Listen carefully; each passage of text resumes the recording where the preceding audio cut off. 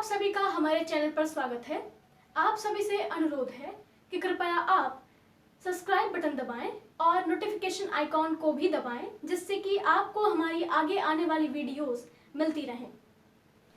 आज हम आपसे प्रश्न करेंगे कि क्या इस समय जो शिक्षा प्रणाली चल रही है इस कोरोना काल में, क्या वो कारगर है आम बच्चों के लिए?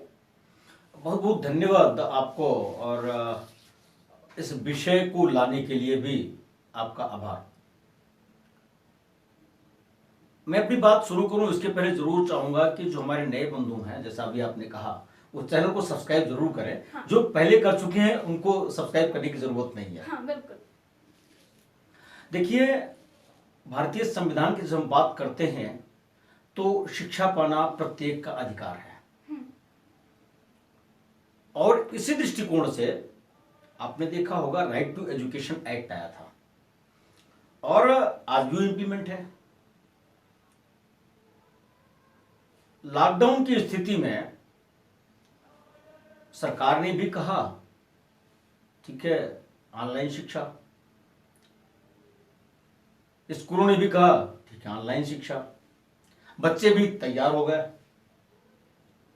लेकिन जरा देखिएगा, ऑनलाइन शिक्षा का जो कॉन्सेप्ट है क्या वो पूरा हो पा रहा है? कुछ जगह तो अच्छा चल रहा है, वहां तो व्हाट्सएप पे मटेरियल दे देते हैं, बच्चा वहीं भिड़ा हुआ उसमें। बिल्कुल।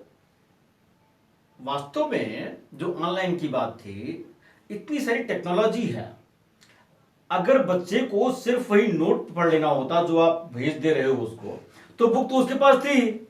बिल्कुल। आपकी गाइडेंस की क्या जरूरत थी फिर? वहां चैटिंग कर सकता है आपसे, लेकिन कभी कभी ऐसा होता है, कभी कभी क्या, बल्कि जो बच्चे होते हैं अक्सर उनके अंदर एक जिज्ञासा होती है जो चैटिंग के माध्यम से पूरी बात नहीं हो सकती। यानी सब बातों को वर्ड से आप एक्सप्रेस नहीं कर सकते हो। कुछ शारीरिक भाव भंगिमाएं होती हैं, कुछ बॉडी लैंग्वेज होती है, उससे भी कुछ एक्सप्रेशन होता है। हाँ, बिल्कुल। इसीलिए कहा गया है कि 70% matters your body language. Right.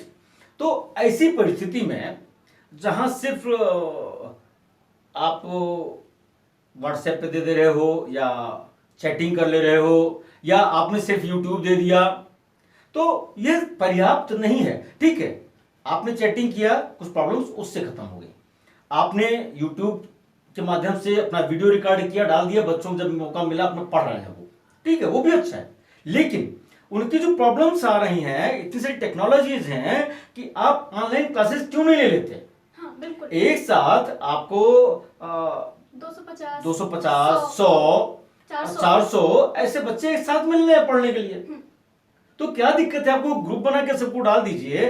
30 minute जैसे आप क्लासें पढ़ाते थे 40 मिनट, ऐसे आप क्लास ले लीजिए। जैसे वेबिनार हो रहे हैं बहुत सारे भारत में, भारत सरकार भी बहुत सारे वेबिनार इसी तरह पे कर रही है और लोग उससे लाभान्वित हो रहे हैं। अब तो एक नया ऐप भी आया है इंडिया का।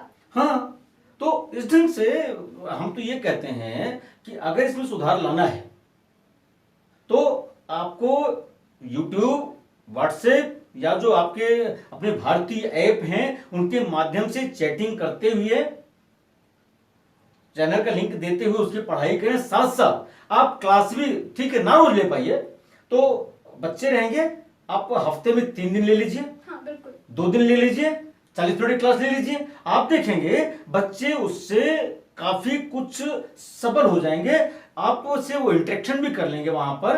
बिल्कुल।